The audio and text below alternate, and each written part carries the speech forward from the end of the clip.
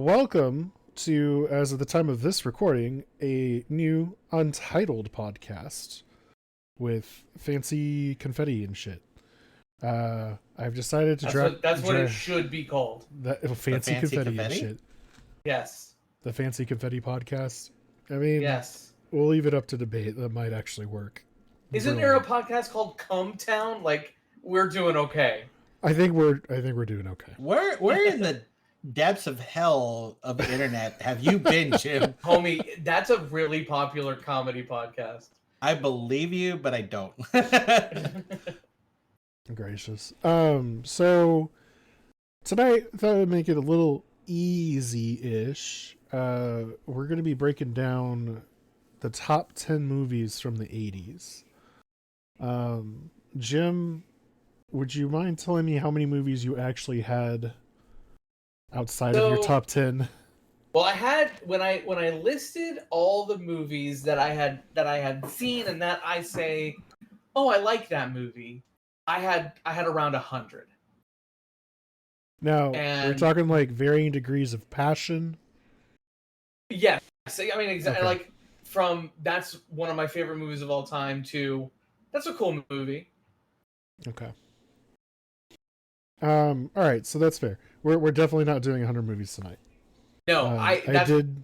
why I have a definitive top 50, but I'm gonna do my top 10 just like y'all. But one little caveat: when y'all say a movie and if it's in my top 50, I'm gonna let you know. That's fair. That's either going to infuriate you or not. I don't know. I mean, it'll be interesting. I think when you get to my list, you're gonna be like, "This is fairly boring," and that's fine. I'm not gonna defend this to death, but these are these are what I would call my essential movies for viewing. The 80s were polarizing years, man. I, For sure. I would say the 80s probably had one of the most varied movie lists that I could think of. Like, as far as genre goes. Not just genre, but just overall. I mean, there's just a lot of bangers from that Agreed. Mhm. decade. And I know a lot of I don't know about y'all, but for me, a lot of these movies on my list, I was introduced back in school. So like whenever the teacher didn't feel like teaching, they brought in a movie and the school TV and VCR, and that's what we watched. We watched these. For me, I don't remember any 80s movies, but it was like Free Willy, Anastasia, like Balto, like movies like that. I remember watching in elementary school. Yeah, but that's more for like the 90s though. Yeah, I mean, I'm a couple years behind David, but I think it makes a difference. Plus I remember having a laser disc player, so. I remember having a laser disc player, but the difference is like I had a teacher. Most of my teachers were like they didn't grow up like in the 60s or 70s. A good few of my teachers were relatively young, so like the 80s was actually like their adult, right? Like most of their adult or teenage growing up. So like my English teacher just out of high school, or not just out of high school, when I was in high school, I think she was still technically in college. And like she made us watch Romeo and Juliet, obviously not from the 80s, but as an example, like it was from the 90s when Leonardo DiCaprio Romeo and Juliet remake. Yeah, the more modern version, right? The Baz Luhrmann, right? And she would have to like fast forward through all the naughty bits, which was hilarious. Oh yeah, there's a lot of muting and fast forwarding in that show. Yeah, I mean, there's a couple movies we definitely watched in school. One of them was actually the Tom Cruise Irish film, where he's like an Irish immigrant. It was not great, and he had a really bad accent. The Last Samurai.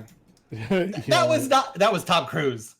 Far and away. No, yeah, this was Tom Cruise as well. Oh, I don't know why I heard. Oh gosh, who's the other guy? Who's the other Tom? The good one. Well, I mean, that Um, could be a whole podcast in and of itself. Who's the guy who did Castaway? Tom Hanks. That's what I was thinking. No, this is I don't know why I didn't hear Tom Cruise. I heard Tom Hanks. It's Tom Cruise, Nicole Kidman, in like one of the earliest films that they did together. It wasn't Dirty Dancing. No, it's Far and Away is the name of the movie. Oh.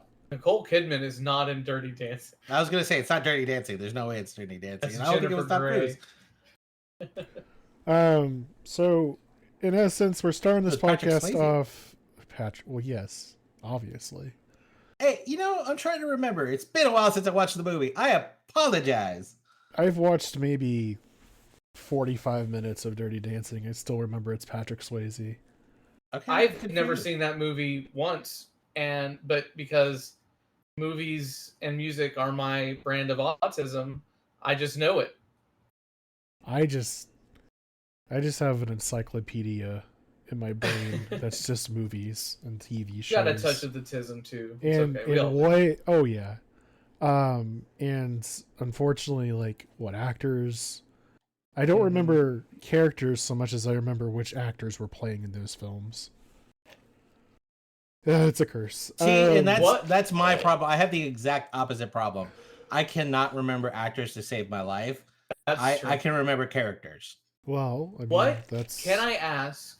Okay. What was y'all's first movie to see in the movie theater, or do you not remember? The Lion King. Okay. I honestly cannot remember. The only thing that really comes to mind, and it was much later, was Titanic. Oh, That was the most awkward movie I've ever had to 14 watch years in my old. life. Titanic in the movie theaters would have been awful. Oh, it was. I saw it was Titanic. We do our 90s episode. I'll tell my Titanic story, but it was not fun. Honestly, you said 70s. I kind of want to go 90s after this. I'm fine I with do that. too. 90s is a Y'all little are bit gonna more... know more 90s than 70s. Yeah, Oh, I definitely know more 90s than 70s. I don't even. I did watch Smokey and the Bandit the other day for the first time. Great and that movie. was woo, it was something. I've got That's a great movie. thoughts. Now I just want to preface. What do you got to say about Tom Selleck? It's not Tom Selleck. That's it's first Burt, of all that's, not that's Tom Burt Selleck. Reynolds. That's Burt Burt Reynolds. Reynolds. Okay, you know what? All I remember is the stash. Okay, I just realized it was Burt Reynolds. Mine was Little Mermaid, by the way, for movie. Okay. I don't think it was a Disney film. I really don't. It was when I was a little kid. That's the only reason I remember. I do remember the theater it was. Well, not to wreck my parents and their great upbringing of me, but I can definitely say I watched way more adult movies than I did children movies. Oh, I mean, my first R-rated film was Gladiator when I was 13, and I was like super 13? fucking sick. Shorty. Yeah, Bro, Yeah. that's like way old. yeah. Saving Private Ryan came out in '98. And I was not allowed to go downstairs when my parents were watching it. Oh, that's hilarious. So my first rated R film was it was an 80s film, and I have said it many times on other podcasts, and it's on my list, so I'm not going to spoil it. But that was the first rated R movie I've ever watched. Okay. Well, and I do want to preface, we're not really sure if this is going to be movies and TV all the time. We're not trying to pigeonhole ourselves on this. Just wanted to start kind of getting back in the swing of things, and I felt like a ranking list was probably the easiest way to do that. I do that on my Instagram almost every day. Yeah, so I figured, let's just kind of dive in, and then the plan is to do this once a month. Okay. But we all know how plans go with us when it comes to podcasts, so don't hold us to it. I'm not trying to doom us here. I'm just saying. It's too late. You've already doomed us. It's over already before it started. So I'm gonna go ahead and start a timer on my side, and I'm going to cede the floor to Jim. Jim, as soon as you start talking, I will start. Cool. Okay. So how I'm gonna do this is I got 30 minutes. How I'm gonna do this is I'm only gonna do the 10. I'm only gonna do my top 10. Um, I am going to see what the director is. I'm gonna give the genre, and I want to see if y'all can guess it. Oh, Okay. okay. And again, You're I gonna- have a feeling. I have a feeling our lists are going to be more similar than you think. This Okay. I'm actually gonna be. See- I'm gonna be surprised by. See, I have the opposite feeling. I think it's gonna be very niche compared to mine. Okay. All right. So I'll get started. My number 10 is a movie that came out in 1987. It was directed by Catherine Bigelow, and it is a horror movie. Catherine Bigelow. Interesting. Wait, say that one more time. Don't look it up, you fucks. I'm not. I'm Don't not. look it up. 1987. Uh-huh. Catherine Bigelow directed. Is a horror movie, and it has one of the fucking coolest soundtracks of all time. So it's See, I'm definitely gonna be not The Shining. honest. Not The Shining. Yeah. Definitely not I'm The gonna be Shining, like I said. honest. Catherine Bigelow's films for me are like Point Break, so Uh-huh. 90s, and then The Hurt Locker. Like that's Okay. the The Hurt only like Locker. films. Those are the only films I remember her doing, and that she was married to James Cameron at one point. She didn't direct the Barbie movie, did she? No, that's No. Greta Gerwig. That's Yeah. that's right. Okay. So it is Near Dark. Okay. I don't remember Um, this it- movie. It is starring Bill Paxton. I'm pulling up the letterbox page for it. It is starring Bill Paxton, and it is basically like just a very unique take on like vampire flicks. Interesting. It's very much. It's a lot more violent than most. It's a lot more grittier. It very much takes place in like small town America than like anything like Interview with a Vampire, which is very sexy and stuff like that. But um, it's very good. It's very good. I definitely recommend it. The Letterboxd, which if y'all are still using IMDb and not Letterboxd, get grow up. Just grow up. What's the difference? Letterboxd just seems a little bit more streamlined and like it doesn't have as much like that Jump. you aren't interested in. It just kind of gets to the Yeah. point. Okay. But a Midwestern farm boy reluctantly becomes a member of the undead when a girl he meets turns out to be part of a band of southern vampires who roam the highways in stolen cars.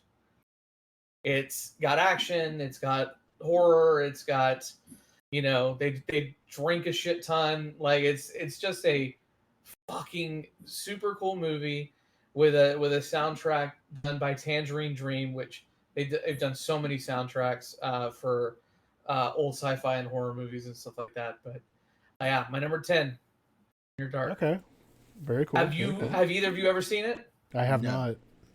Definitely I'll be recommend honest it. with you, Jim. I'm not really that big of a horror movie fan. I've only watched some of the more basic ones, like obviously The Shining. So like horror and suspense is really my bread and butter, if you will. I would. It's a horror movie. I'm not gonna deny that, but if you like action and like even like Western movies, this Mhm. has a lot of those elements as well. I'd be I am kind of interested. I am kind of a sucker for westerns. I'm not gonna lie. Yes, Right. The I older like get, westerns, me and too. obviously I grew up in the very much Arnold Schwarzenegger, Stallone, Chuck Norris era. So you Yeah. know, action And Bill flicks are Paxton my bread and fucking butter. rules in this movie. So, R.I.P. Oh, I don't doubt it. Okay. So, my number 9, you both have seen. Like, there's no denying it. You both have seen it. 100%. It also is a film from 1987. It is directed by Rob Reiner, and it is Oh. in the fantasy genre. Okay. Okay. Y'all have a guess? Princess Bride. 100% Princess Bride. Yep. Such a fucking classic.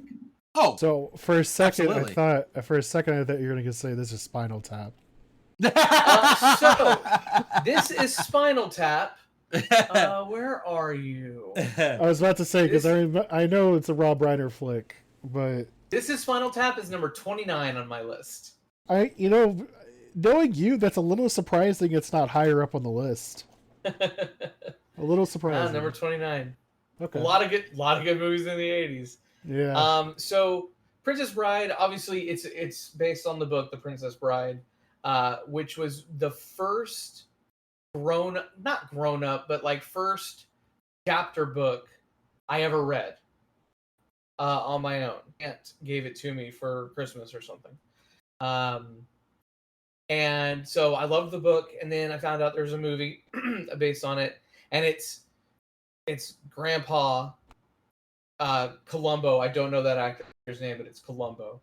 It's Peter Falk. Reading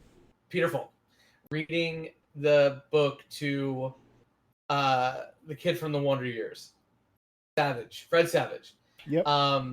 And it kind of interchanges where it would kind of to the grandfather and grandson, but mostly takes place with Carrie Ells and Robin Wright and their love story, and just some of the classic lines from Inigo Montoya and Andre the freaking Giant. I mean, just and this is an era where, if you don't know, Andre the Giant was in horrific health, but you would never know it from his incredible performance.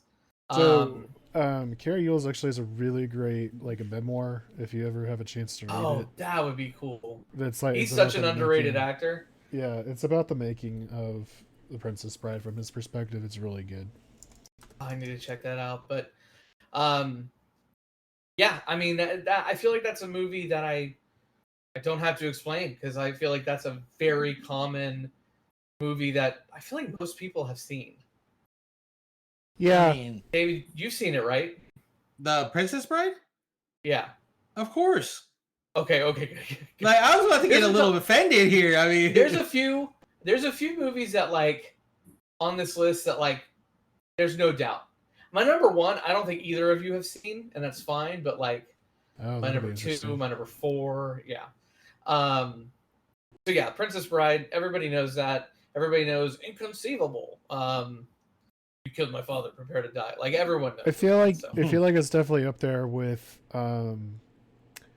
Rocky Horror Picture Show in terms of quotable films.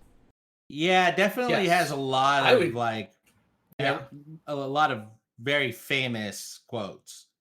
Dude, I mean, at my wedding, all I wanted to yell was "marriage!" Marriage. Yeah, it's just it's so good. Princess Bride. That's awesome. All right, my number 8. From 1981. It is an action sci-fi movie. It is directed by John Carpenter, which I will say, John Carpenter, in my list of all the movies I made, his movies appear the most. So it's not horror? It is not a horror movie. No, this is not a horror movie. Is it Escape from New York? 100%. Okay. Good call. Very cool. Yes, it is Escape from New York. My weakest point is literally directors. So this is my bread and butter. This is why I love the guessing aspect of this, because yeah, totally. I don't mind letting y'all say it or anything like that. But so, first of all, John Carpenter at this point had already done a bunch of horror, so he was wanting to make action movies, sci-fi movies, and I feel like Escape from New York was made in 1981, and it takes place in 1997. Which to me is watching it, and and I watched it again recently. Watching it in 2024, it's like okay, 1997, that was the summer of ska, but basically crime in the United States is just rampant. There's no control over population or anything. So basically, they take the entire island of Manhattan and make it a prison, and let the prisoners govern themselves, create whatever society they want, and so it's just guerrilla warfare basically. Take He's like also, the warriors. So that's the inspiration for Solid Snake. Oh, I believe, totally. yep. Yeah. Snake Plissken. I would say so. Snake Plissken, definitely a one of the best characters of all time. And Kurt Russell is I flip back and forth, but Kurt Russell might be my favorite actor of all time. Really? We're gonna have to get into that at some point. But really? like also, that's a bold statement, Cotton. But there's also one. Ernest Borgnine is in it. He plays Cappy. He kind of is like the funny, polar opposite of Snake Plissken, just to give it a little bit of a lightness to it. But there's one actor in it that I'm so stoked that he got to be in this movie. He was in The Good, the Bad, and the Ugly. His name's Lee Van Cleef. He's in a ton of spaghetti western as the Heavy. If you see him, you'll probably recognize him. But The Good, the Bad, and the Ugly, all the Sergio Leone spaghetti westerns, How the West Was Won, The Big Gun Down, so many. Day of Anger, which is one of the most violent westerns that I've ever seen. Death Rides on a Horse. So many good movies. But the fact that he plays the I guess like the police chief, the person that be considered the warden of the prison, but he doesn't live in the prison or anything. He just kind of stands back. But yeah, absolutely, absolutely brilliant action sci-fi. And I say sci-fi only in the sense of like it takes place in the future from when it was made in 1981, takes place in 1997. I feel like they were going for a science fiction theme. Yeah, it's kind of like. And John Carpenter has always made his own music for his movies, and this is one of my favorites. Yeah, it's definitely like a alternate reality. 100%. Yeah. Yeah, they steal the president who has a briefcase with him. Isaac Hayes is in it as a bad guy. Snake Plissken is dropped into it is kind of dated to here because Snake Plissken's dropped into the World Trade Center via helicopter, and that's how he gets access to in the 97. island. It was still there. I know, but yes, I understand. But it's just still to know or see the Twin Towers and any of those. It's just weird. So, all right. Anything else about Escape from New York? No. Definitely one of my favorite action films. Yeah, so good. I will say did not make my top 10 though. Okay. And any day this next movie could switch with it. It's of the same genre.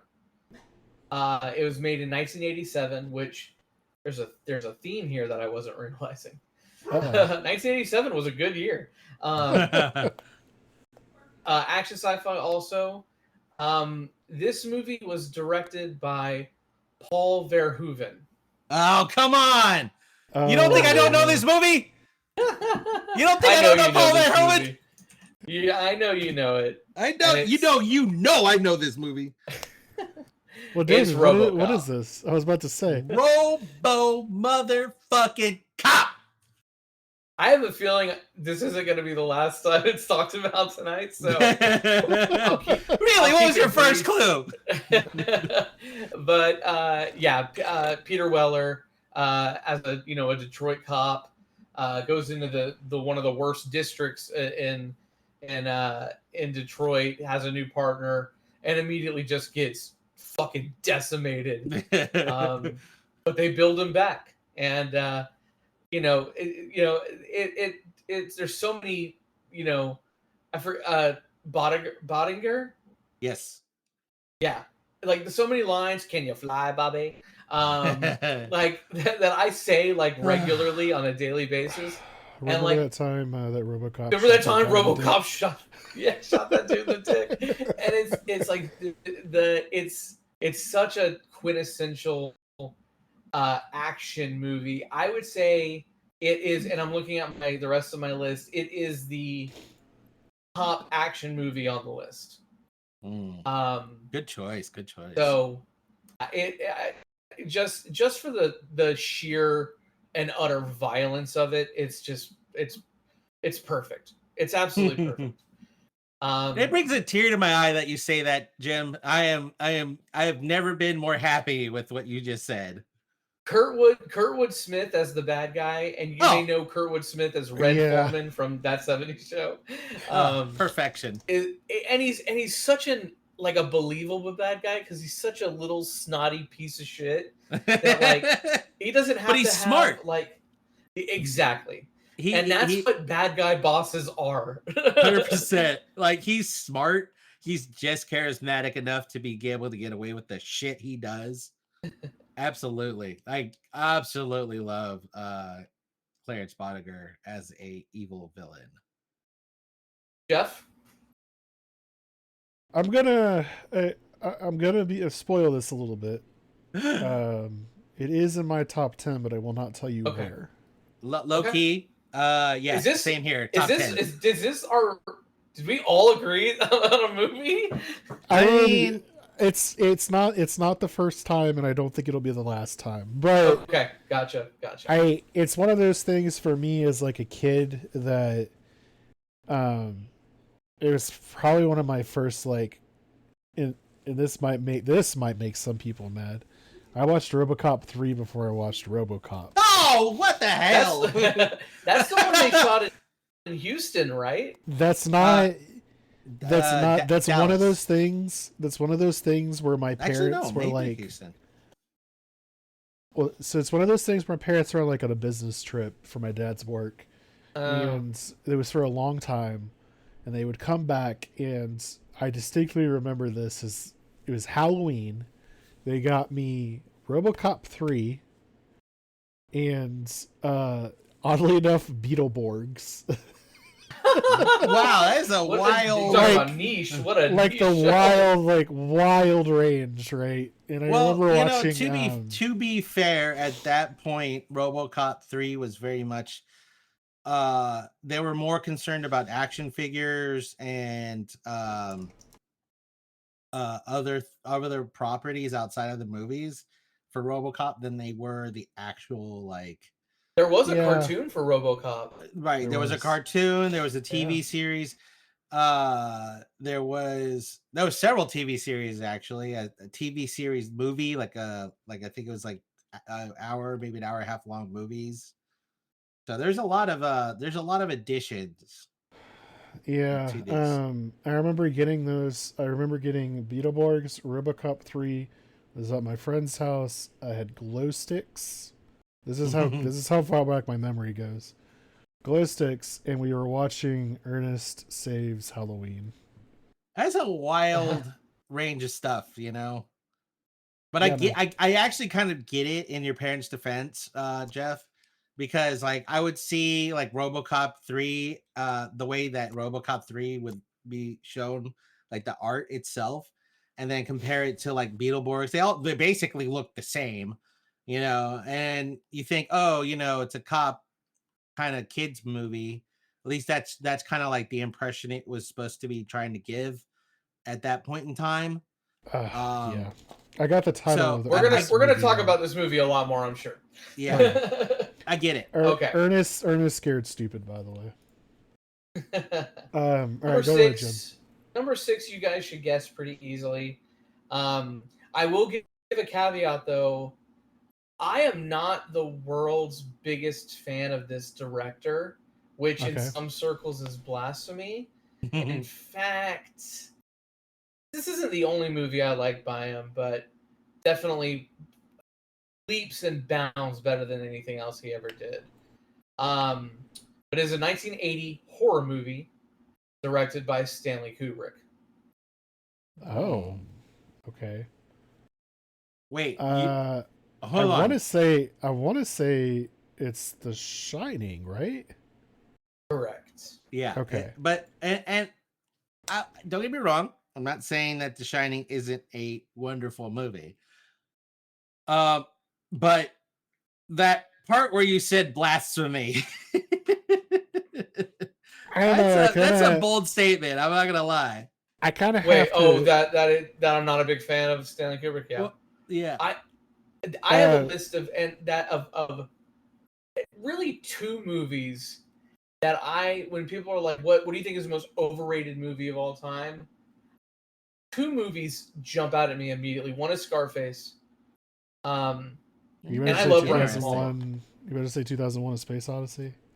No, because that's the other movie I do like by Stanley Kubrick. What's that movie that everyone hails as like the perfect Clockwork movie? Orange. No. What? Clockwork Orange is the most overrated movie of all time. No. That's not what I was thinking. No. They always say Full it's Metal like, Jacket. No, not of this year. It's like from the 50s. They say it's like the perfect movie. Casablanca? No. You're talking about the Orson Welles film. Shit. Citizen Kane. Yes, thank you, Citizen Kane. That's from like the 30s, dude. Is it the 30s? No, Yeah. it's 41. No, it's 41. It's 41. Okay. 41. Okay, I was gonna say like it's 50s or something like that. Okay, yeah, so I was a little closer than you, Jim. No kidding. That is one of the films we had to watch in film class. Or I was gonna say it's like hailed as one of the we talked the about definitive it movie. So Kubrick, in my opinion, is overrated.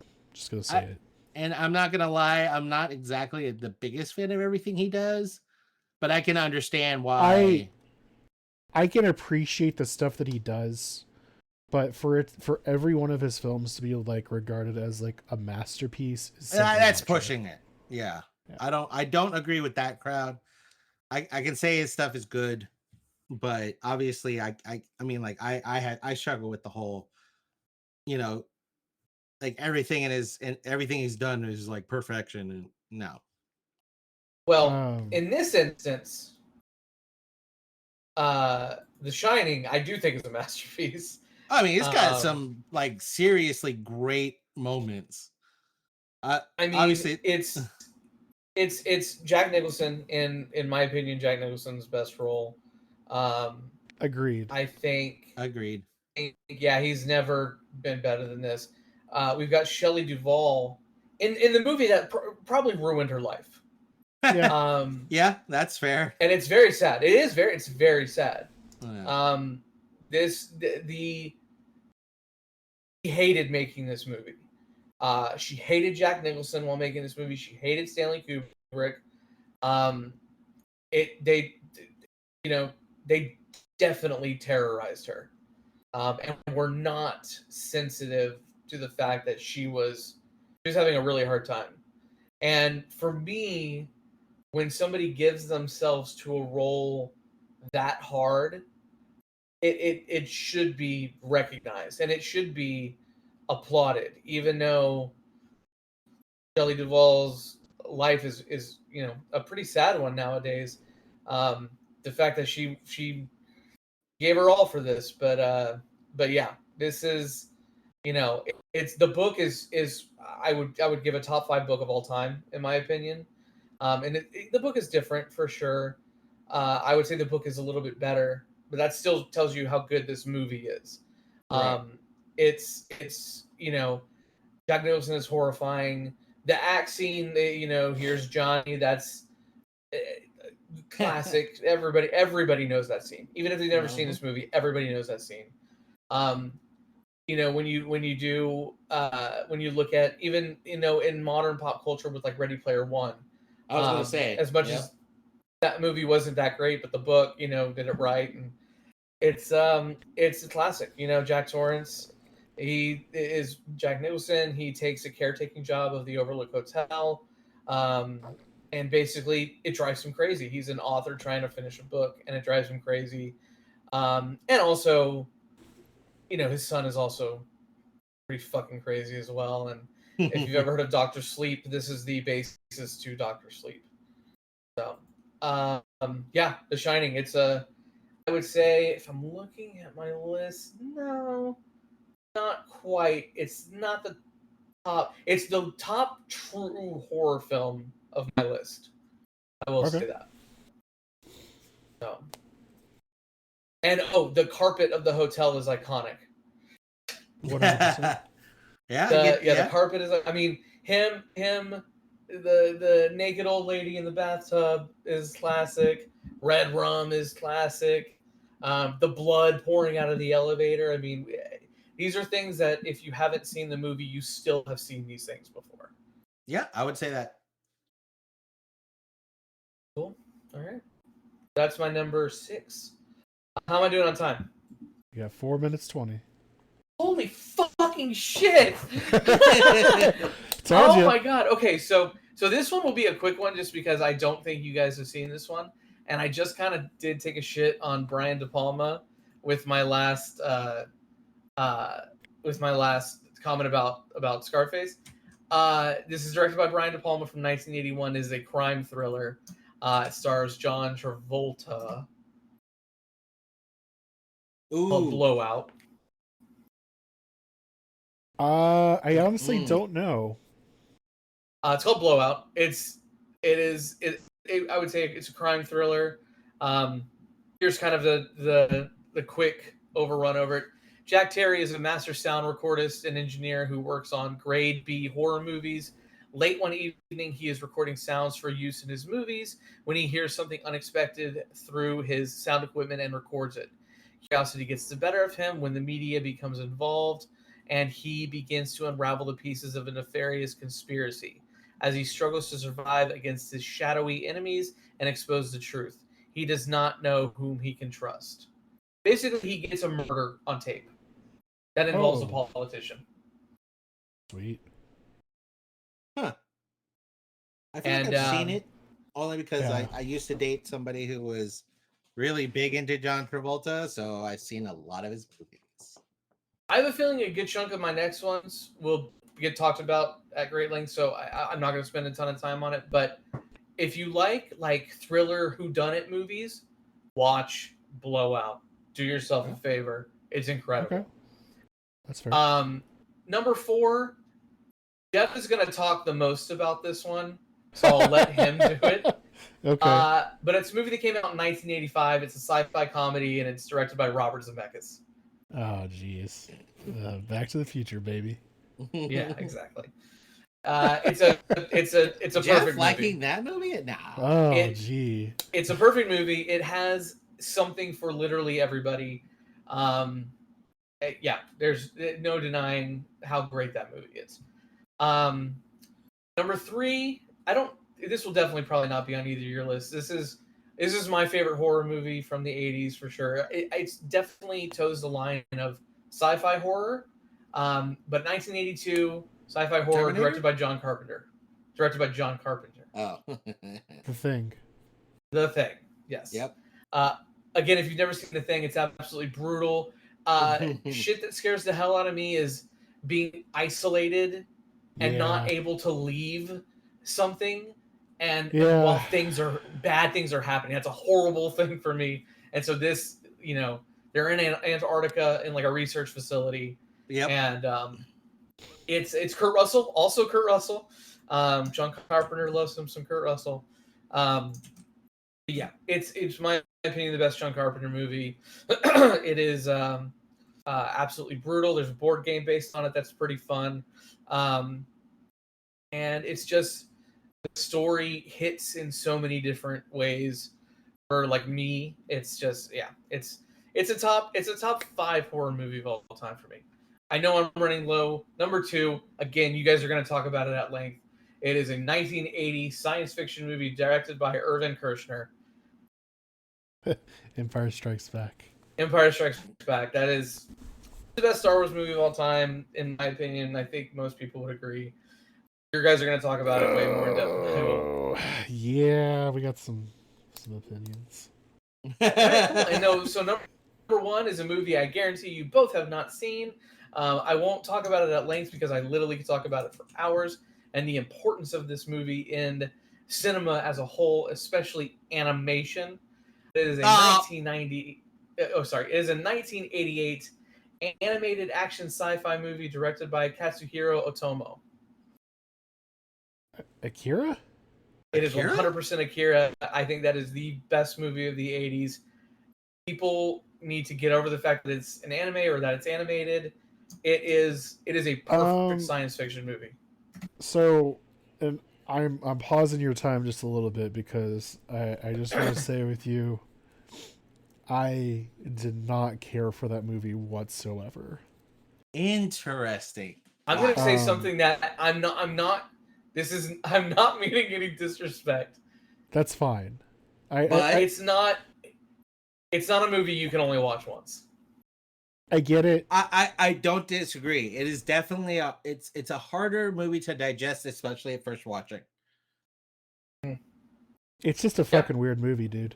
It is a super weird movie. It's a fucking weird movie. It is. A secret military project endangers Neo Tokyo when it turns a biker gang member into a rampaging psychic psychopath that only two teenagers and a group of psychics can stop. It's just this movie. So just real quick, this movie shifted the Japanese economy. It changed the economy of a country. Yeah, it was so popular. Like, I understand why it's so seminal for a lot of people. I get it. It's a huge influence on a lot of projects now. But just, like, going into it, not knowing the story, and just watching it for what it was, I was like, this is a fucking bizarre-ass movie, and I did not care for it. I can understand that. I can, because, like, I can also say that I did not watch Akira until much later in my life. Even after, quote unquote, discovering anime. And even then it was still, I could see like why you would say that, because there is a lot of things that it's really just a very strange movie without knowing anything about it. And it's hard to follow, in my opinion, without prior knowledge to the movie. Right. Because without having to watch, I've had to watch it a few times in order for me to truly appreciate that movie. And especially with some of the most iconic scenes of that movie, outside of those things, I 100% understand your take on that, Geoff. I mean, the motorcycle slide is like the most, I think, heavily referenced. Yeah. Like, I get it. So, I mean, from everybody, from Jordan Peele to Mission Impossible movies. I mean, 100%. Everybody has done the motorcycle slide. And the bike itself is so easily recognizable. It's iconic. The movie poster in general, the walking to the bike, is so many. You can do that. You can do that for everybody. Han Solo walking to the Millennium Falcon. It's just. Yeah, it to me is it's a perfect science fiction movie. It's a perfect action movie. It's a perfect animated movie. The way that it was shot was ahead of its time. Where if you look at one scene and just see how much is going on in the background of certain scenes, and there's a scene where Tetsuo is on the ground. The main character is on the ground, and he's like reaching, and like in a movie, it tries to imitate a movie where the camera is kind of zooming into him. This literally takes into account like the pavement on the ground, like moving with the camera. I think at the time, animated movies and anime in general were working with like 6 to 12 frames per second. This has 24. Drawings per second. And you can absolutely see it, which is why, to me, I couldn't possibly watch a cartoon and take it as seriously as Empire Strikes Back. that's the thing. Like, I, not to digress too much, but like animated films to me are just as valid as every single live action masterpiece that has ever been. 100%. There's a certain level of quality from like Pixar films that I adore. Yeah. Now we won't talk about the sequels that have really started to kind of diminish that Pixar level of quality. But Sure. yeah, I 100% agree with you. Animation is not something to be scoffed at whatsoever. Definitely not. So, Um, yeah. cool. Well, thank you, Jim. I appreciate that. Good list. Not a I whole lot of appreciate that. surprises, and that's not to say like you're easily guessable by any means. But No, I I'm mean, just and trust me, like when we go down into the top 20, top, yeah, a ton of titles that y'all are going to recognize and love and stuff like that are in there, and even some, number 41. I have Dragon Slayer from 1981, directed by Matthew Robbins. Like, you yeah. know, so I have a stuff like feeling the that. '90s films are going to be a little bit more contentious. Yeah, 100%. Probably. Just in general. Actually, so Julia said she's going to be part of this podcast at some point, Ooh. Nice. last night, and she's like, "Yeah, I'll hop on there." I was like, "Do you like what film are you going to go with?" And she said, "Drop Dead Fred." That, you know what? That's very movie. much in line with Julia. And she's, I was like, "Where would you like rank that?" She's like, 1 through 10. And That's a great movie. That made my top. That made my top 50.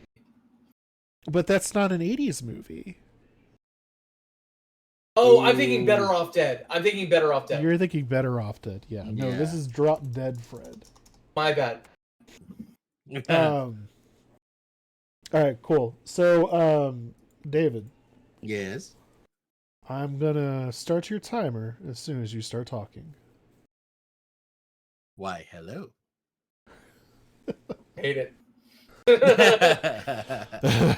It's too seductive.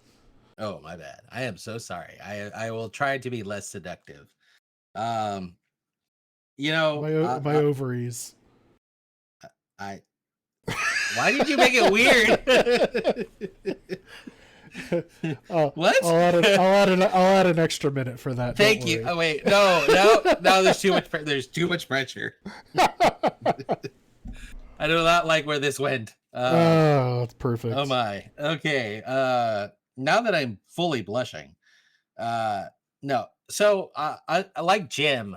When we first started talking about this whole project, I started immediately rattling off movies immediately. I'm like, there's no way that we can sit here and discuss the 80s movie in just one podcast. Yeah. I was sitting there and I'm like, just literally Which is a fair call. It was a fair call, and you're like, maybe we should limit this a little bit. So I was like, you know what? Let me just break it down to top 10 and go from there. Right, because I mean, like literally the top, like literally just anything written by John Hughes. Bam, there you go. There's a whole 3-hour podcast right there. Which, are you surprised one did not crack my top 10? I'm actually, yes, I am kind of surprised by that. I was for sure. I was like so dead set on the fact that you were gonna bring up like weird science or something. Love that movie, but no. See, there you go. But I had to really think about this, because then I was like, I immediately started saying, oh, like a good chunk of John Hughes movies, like several other movies that I absolutely loved. And then I was like, you know what? I'm gonna do something a little bit more personal. I'm gonna do movies that I remember watching with my father, movies that I remember watching with friends, things that actually had a pretty deep impact on who I am as a person, that I still enjoy watching to this day. So here's my top 10 list, and I had to really think about this, because I rewrote my top 10 list 6 or 7 times, and it always ended up at the 15 mark. So here we go. My first top 10 list happened in 1981. Geoff will know this movie very well. It's Indiana Jones and Raiders of the Lost Ark. Oh, That's your buddy. number 10? That's my number 10. Gotcha. It's crazy. It's crazy. That's number 10. Like, I'm very interested now where we're going from here. Oh my goodness! that's I don't even number want to tell 10. you what I had it as.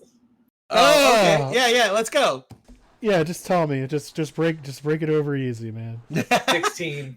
Whoa! Fucking Okay, Oh, it's not that bad, but all right. No, I'm not saying it's a bad movie. By no means is Raiders of the Lost Ark the bad movie. One of my favorite parts, obviously, is the Nazi kicking part. Watching the whole guy melt into like a weird scummy skeleton looking thing. There's just so many good scenes in that movie. The him doing all the challenges. I feel like there was it's been a while since I've rewatched this movie. So pardon me, Geoff. Hopefully you don't bite my head off, but I distinctly remember like a medallion and the sunlight and it showing a part on the map. The scene where Harrison Ford has diarrhea. Right. One of my favorite scenes was like that I remember from Indiana Jones. Just Indiana Jones to me is Raiders of the Lost Ark, but like I remember him going,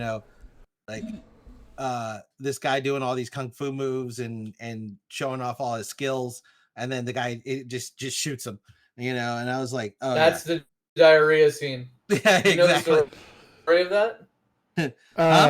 I feel like we're gonna turn into a trivia podcast at one point where, like, in Lord of the Rings, every single time that Viggo Mortensen You're right. Fair enough. You're right. kicks the helmet, it's like, did you know that his toe was broken? I'll shut up.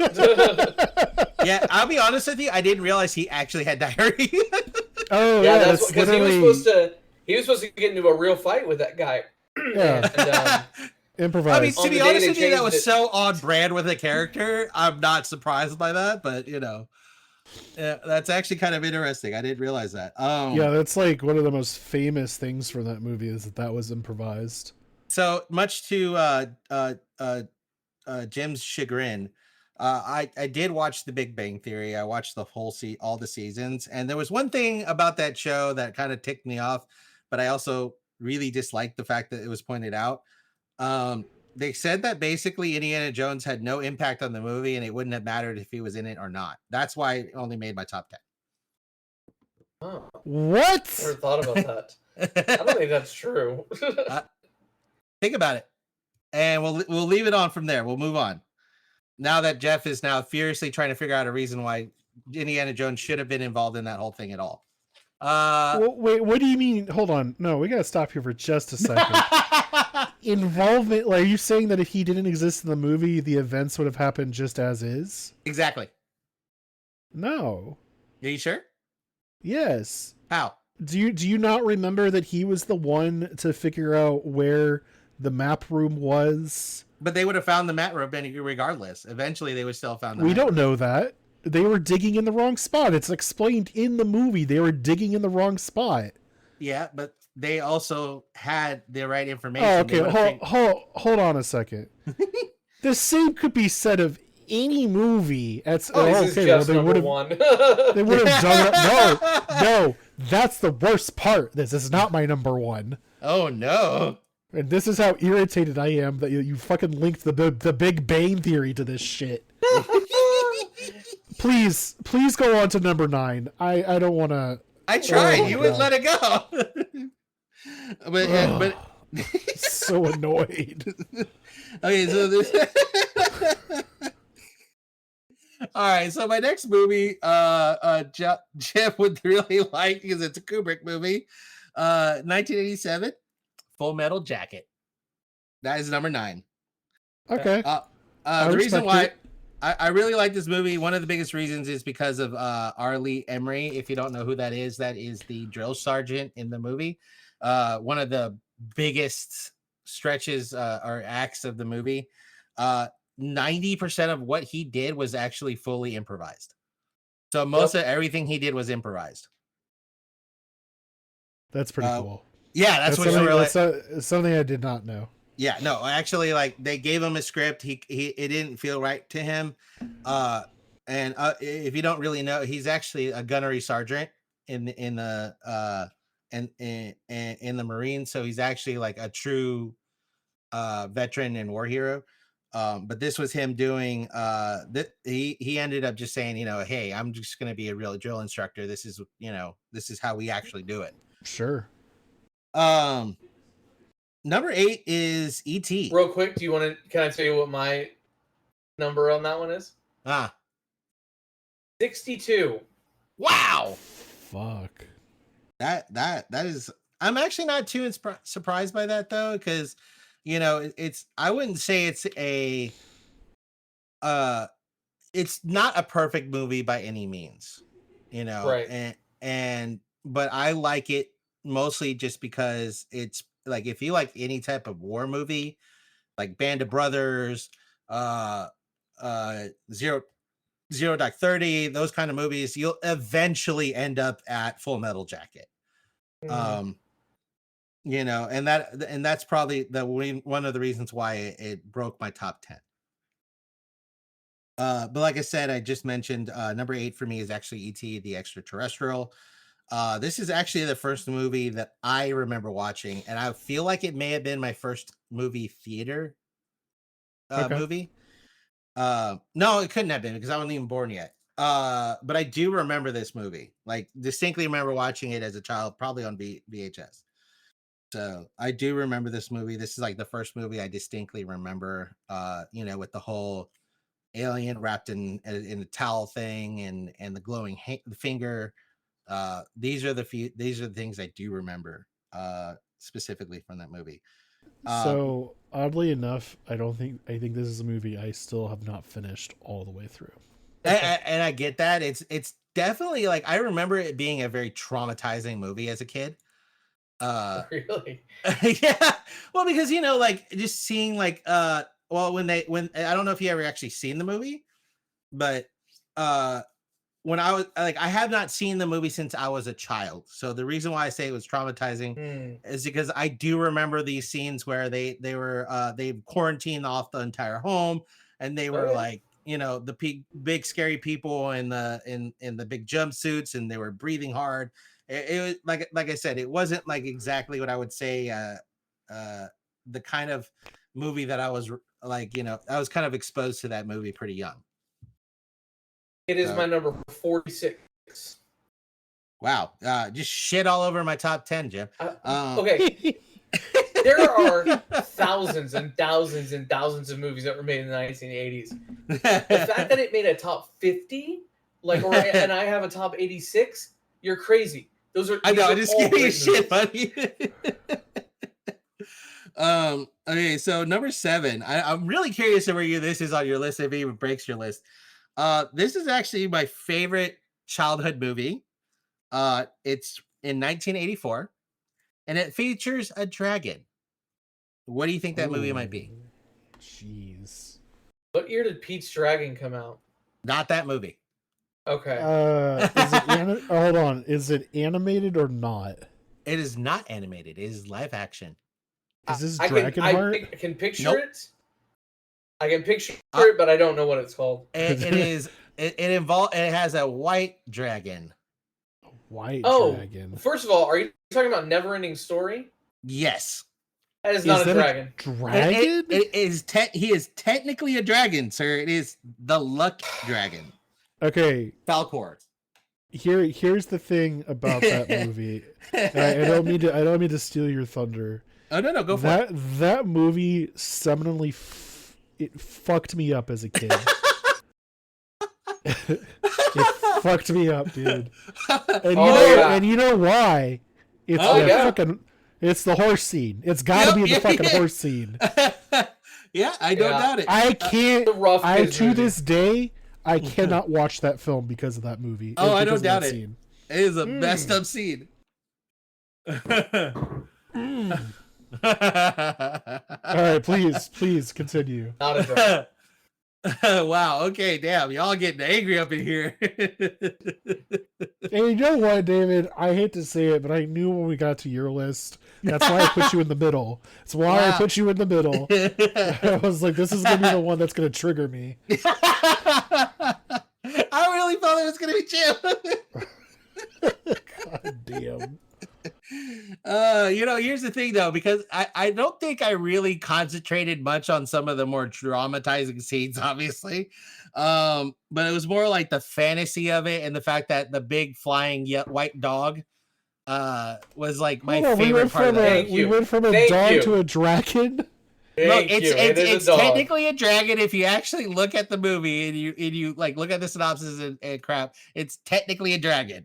I don't think it's a dragon. In my heart of hearts, it is definitely a flying dog. Or a dragon. All right. So number 6, I think it'll surprise some of y'all. One of my favorite movies is actually Glory, and it was made in 1989. Do you guys know what this movie is? Matthew Broderick, right? Who? Matthew Broderick?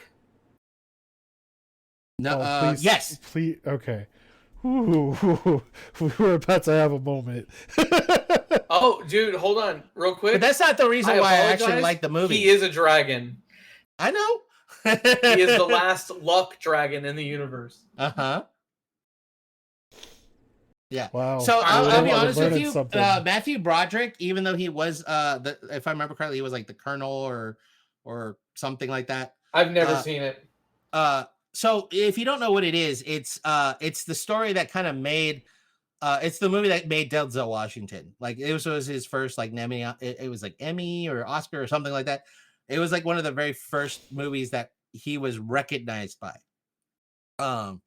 And the movie itself is actually it's based in the Civil War. It's the premise is it's following the first all black volunteer volunteer company, and it's a story about in the Civil War, it's black people fighting prejudice from both the Union and the Confederates. And they, it was basically based on a story that, these people were fighting too. And it has Denzel Washington, obviously one of my favorite actors. Morgan Freeman was in it, if you didn't know that, as well as Andre Bauer. So three of the most three of my favorite black actors were in it, and that's the main reason why I started watching that movie. Matthew Broderick was a far thought prop in that movie, and I always forget that he was actually in it, which is why I struggled for a second, Geoff. Oh man, no, I thought you were about to say like, who's Matthew Broderick? Oh no. I'm not that bad. Come on, man. No. Yeah, he was like I said, I think it was like a colonel or something like that. So if I remember correctly, but yeah, definitely one of my favorites. Then you have for number 5, it's Ghostbusters from 1984. Does not surprise me. Yeah, I love that movie. I love that movie as a kid. I had the whole again. This is mostly because a lot of these movies are based on my like Glory. Obviously, wasn't a movie I watched as a kid. I watched it much later in life. It just happens to be one of my favorite movies that happens to be from the 80s. In this, with Ghostbusters, is 100% one of my favorite movies as a kid. I remember getting at Christmas, getting like the backpack and the jumper with the little toaster thing that caught ghosts. Slimer was everywhere. I feel like it was more because of the TV cartoon maybe than anything. Real Ghostbusters. Fucking Egon with his blonde hair for no goddamn reason. But definitely Ghostbusters hits one of my top 10 for the 1980s. Here's something that might surprise all of you. We're hitting top 5. Number 4 is Dead Poet Society, 1989. Wow. I really like that movie. The reason why I like that movie is because it was my first real serious drama movie that I ever watched. It was introduced to me, I believe, either in middle school or high school. It was a school film that I watched. Obviously, some of the lasting impressions for me from Robin Williams was Carpe Diem. That's the first time I ever heard that phrase. You know, Oh Captain, My Captain. Many of the other very highly quotable scenes of that movie. I definitely really enjoyed it. Have never seen it.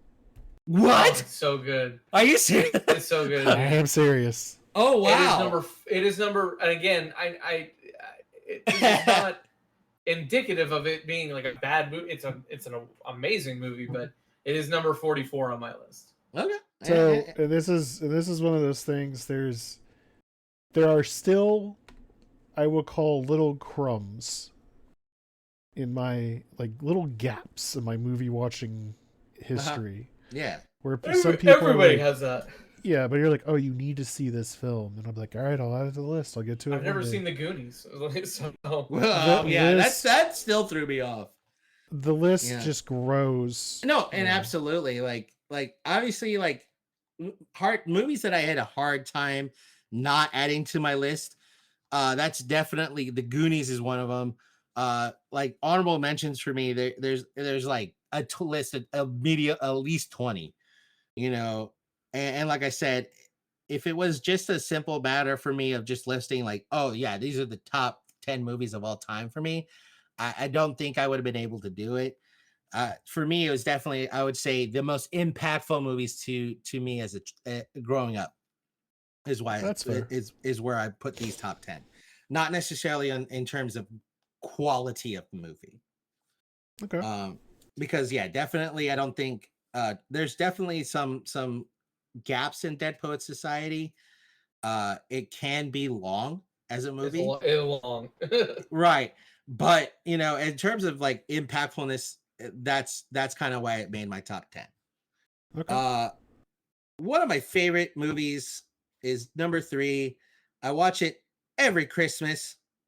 It may or may not be a movie written by John Hughes. Can you guess what this movie is? What year? Oh, it is a Christmas movie, and I forgot the year. I think it's 89. Christmas Vacation. Yes. That is it's Jeremiah Sheshik. That is my number 34. Okay. Hey, I broke top 30. Hey, look at that. Christmas Vacation. It's pretty classic. Absolutely. It does pain me how much I don't like Chevy Chase now, though. I understand. Yeah. I think mean, you're not alone. Obviously, I think no, you're definitely not most alone. people are going through that. Right. You know, and that's one of those things where it's just like, for me, if I just try to ignore the fact that Chevy Chase is a horrible human being, you know, and I just concentrate on the fact that I can't remember her name all of a sudden. Beverly D'Angelo. Thank you, Beverly D'Angelo. I was gonna say it's like, but yeah, I concentrate on her more than anything in the movies. Am I sensing a crush? 100%. Okay. Have you never seen that movie? The first one, especially. Oh yeah. Oh hell yeah. But anyways, yeah, National Lampoon's Christmas Vacation, probably my favorite of all 3 of the Christmas Vacations. Which is why it made my top 3. Number 2 is another John Hughes movie. It is, I would say, the pinnacle growing up teenager trope movie of all time. Hey. Can we name that movie? I'm gonna say Breakfast Club. You are correct. Yeah. Yes. I figured. Not my favorite John Hughes movie, but did make my list. Same.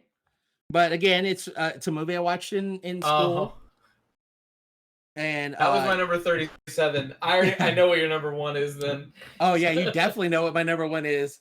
It is the movie that is the first movie I ever watched as a rated R movie. It was a movie that was immediately turned off right after the dick shooting scene. Which ironically is the last part of the most vulgar of the movie. And that is RoboCop. That is my number 1 movie. It is my favorite movie. It literally one of my favorite actors, or not actors. Well, actually, you know what? I would say definitely a great actor, but my one of my favorite directors, because of the subsequential movies that he's ever done, leading up to things like Starship Troopers. Oh, Uh, love that movie. Love that movie. Yeah, absolutely. I love his direction on most of his movies, the ultra violence, the satirical ultra violence. The reason why I kind of try to move past this list as fast as I could, one for one, Jim took a lot of my time. Two, No, I didn't. No, I didn't. but more importantly, it was really just about the fact that I could talk about RoboCop until I'm blue in the face. Just I absolutely adore that movie. Like Jim said, it was probably the one of the best movies of the 80s. So many people have tried and failed to copy this movie. Even the reboot completely failed on so many marks as to Oh what my made the god. movie great. And even to this day, I could go back and watch that movie, and where it both has both aged and never aged at all. You know, uh, It's one of those. It's definitely one of those movies where like the stop motion effects are probably one of the few things that like date that movie. oh yeah, for sure. Probably one of the few things. But other than that, honestly, like I can't think of any major sequence that I would be like, oh man, this is clearly. Um, I mean, I know that sounds strange, but like it still holds up. Is what I'm trying to get at. Yeah, Mhm. the movie still holds up. If you kind of like ignore the fact that everything is like a massive computer bank. If you ignore the computers and the big CRT monitors, absolutely this whole thing Yeah. still. I mean, but the fact that it was such a satirical, tongue in cheek movie about obviously about corporate America, about how Americans are about violence in general. Uh, you know, all the things that was like just kind of like poking fun at of Americana, especially back in the 80s. uh Ironically, a lot of that still holds up. uh Do we? especially Wait, you all may not know the answer to this. Was Detroit actually that bad back then? I think um it was starting You think so? it was to definitely one get of the there. heavier crime Well, it's not large even. It's cities. not even the worst in America these days. So No, it's not. I And think just to I think answer your question, it Baltimore was is shot the in worst. Dallas. It was not in Houston, but it was in Texas. It was Dallas, Texas, is where The first most of one? it was shot. Yes. Are you I referring to the believe it first was one? number 3 that was shot in Houston, if I remember Yes. correctly. Okay. That's what I said. Yeah. But the first one was shot in Dallas. And if I remember correctly, Oh, RoboCop 2 was actually shot in Houston. oh, never RoboCop mind. 2. It was Yep. 2 then. Yep. Yeah, it Hmm. wasn't 3 then. It was 2. Um, I remember one of them was definitely shot in Houston though. Yes. But All but 2 minutes of screen time was shot in Houston. Minimal production in Apparently, California. apparently, my junior high theater teacher was in it. oh, cool. What That's was what your she told junior high? us. What was your who's your junior high theater teacher? Miss Brazier. At least she might have been an Interesting. extra. Yeah. George That's O. what she Brown was. She Convention said she was. Center, the Wortham Center, and Alley Theater all make appearances. Yep. That's funny. Yeah. But yeah, no, like I said, the sound effects, the noises, the robotic movements, the fact that the whole movie, just how it came together, how it ended up all happening was just an amazing fluke of luck. The movie itself should have never been made. The director should have never been the director. The actor definitely should have never been the actor. uh you know the fact that they fought so hard uh with the costume and learning how to use it, getting a professional mime teacher and performer to help teach Peter Weller how to move in the suit. Like literally, like I said, I could talk about this movie forever. But yeah, Oh, number one. just wait until we get to the 2000s. I'm gonna bore your ears off with fucking Lord of the Rings behind the scenes. Don't worry, I will happily be playing Fortnite while you when you No, I'm kidding. I actually, you know what? In spite of as much crap as I give you, I actually do like Lord of the Rings. I'm just not as heavy of a fan as you are. Oh man, it's funny. I was actually watching because on YouTube they have all of the like behind the scenes like DVD featurettes. Mhm. Mm-hmm. Was watching that last night while I was eating dinner. And you didn't fall asleep right into your meal? No, dude, I don't think so. Like I'll tell this story probably later on too. But Lord of the Rings was like the first film trilogy that made me want to get into filmmaking. Interesting. Like watching how they made those films, that like to this day, if my career had taken a different path, and who knows, maybe my 40s I'll have my midlife crisis and go on a filmmaking binge. Um, that is like the one film trilogy that I was like, man, every single detail on how they made those films, which is why the Hobbit trilogy hurts so much. It Yeah. went from like the iconic masterpiece of perfection and Yeah, like obvious passion to like not. yeah. Well, I mean that's a whole story we can get into later, of Yep. course. But well, cool. Thank you for your list. You actually had 2 minutes to spare, so congratulations. Oh, like I said, I want to say Jim probably took those 2 minutes, so there you go. It all No, evens out. to be fair to Jim, also like we both were just like interrupting and Oh, I know. I like I said, I'm teasing. tearing into his list and be like, God damn. All right. So I am going to start mine. This there's actually some interesting ones on here that did not make its way onto either of your lists, so this will be interesting. Boo! I already hate it. Boo! So number 10 is, you know what? I'm gonna give you the genre and see if y'all can figure this out. It's a time travel movie. I From wonder what movie it 1989. is. Is it Terminator? Nope. Oh, let me get Back to the Future. No. Oh, okay. I already don't know it. Jim, you got any guesses? I'm trying to think of the movie title. Time Cop? No, that's No. 90s. No, It's not Time not. Cop. Are you thinking Time about Time Bandits. Bandits? It is not Time Time Bandits. Bandits. Okay. It is actually Oh, here we one go. of the best Keanu Reeves films that has ever Oh, been. Johnny Mnemonic? Nope. That's Bill 90s. and Ted's Excellent Adventure. Oh, yeah, that broke my top 20. Yeah, I forgot that was a time movie. Definitely. It's definitely one of 32 those on my films. list. It's definitely one of those films that are like a little campy. Excellent. I love the film. Iron Maiden.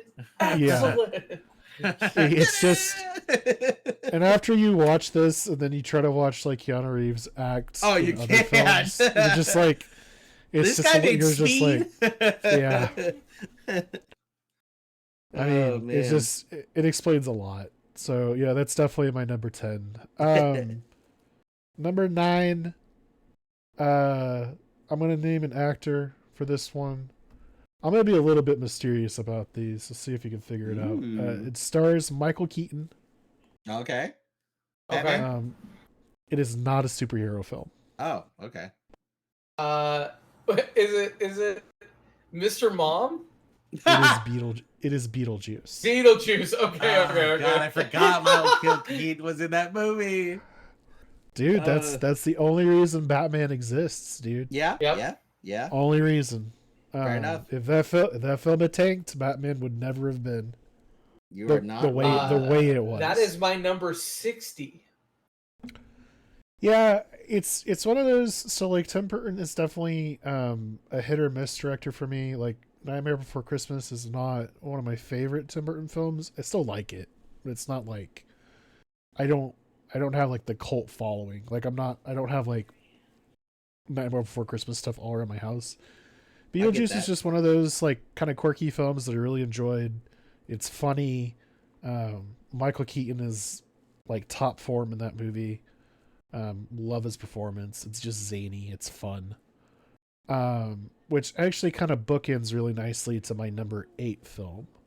It is one film that David actually pulled from already. Does have a ghost in it. It is Ghostbusters. Yep. Nice. I mean, Bill Murray. It's pretty Bill classic. fucking Murray. Rick Moranis, love Rick Moranis in it. The dogs still, or as a kid, kind of terrified me. Oh yeah. But I mean, it's a good film. That's one of the films that I actually didn't watch until I want to say it was like the mid '90s, and that was actually at my grandparents' house in Florida. They just happened to have a copy of Ghostbusters, so that's the first time I watched that. That was the first time you ever saw the Stay Puft Marshmallow Man? Yep. Which I didn't realize was an actual thing until much later in my life. Mm-hmm. Yeah. I didn't realize like that was an actual brand.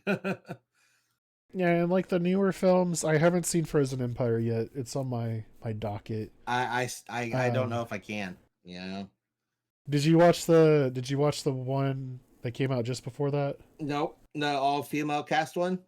No. There's Frozen Empire, which is the newest. There's the one just before that with the kid from Stranger Things, Finn Wolfhard. Mm-mm. And then there's the 2016. I think it's 2016. People give the 2016 Ghostbusters a lot of flack. I enjoyed it. Oh, It's not that I don't think it could have been a good movie, or it isn't, or is Yeah. a good movie, or whatever. It's one of those movie genres that, from a time period where too many things are kind of were destroying my favorite films, especially you got to remember, like damn it, why did it completely blank on me? Obviously, RoboCop was one of them with the remakes. Shit, which is that? What's that? Damn it. I feel Homan like did it too. It's a Schwarzenegger movie. It's Mars. Total Recall. Thank you. Total Recall. Yeah. That was a Colin horrible Farrell. remake. It's dude, like it doesn't I get take it. away So from the old one. it doesn't take away from the old one by any means, but I will say that, and this is something that is literally will never cease to happen. I'm tired of remakes and reboots in general. It's not to say that I don't think they can be done correctly. I will say that usually 9 times out of 10, maybe 8 times out of 10, it's not really adding to anything. It's just kind of like, we're just kind of trying to cash in on the nostalgia factor. And that's where it gets me. Yeah. That's what bothers me. I 100% agree with that. If you did a new, like, I don't even know if you wanted some movies you just shouldn't. Well, I was panicking a little bit when Warner Brothers came out and said that we're going to do new Lord of the Rings films, because that's to me was meaning, oh, we're going to make Fellowship through Return of the King. I was like, how fucking dare you? Yeah. Fuck you. And then they announced that they're doing Harry Potter as like a TV show, which, listen, the films are not that sacred to me.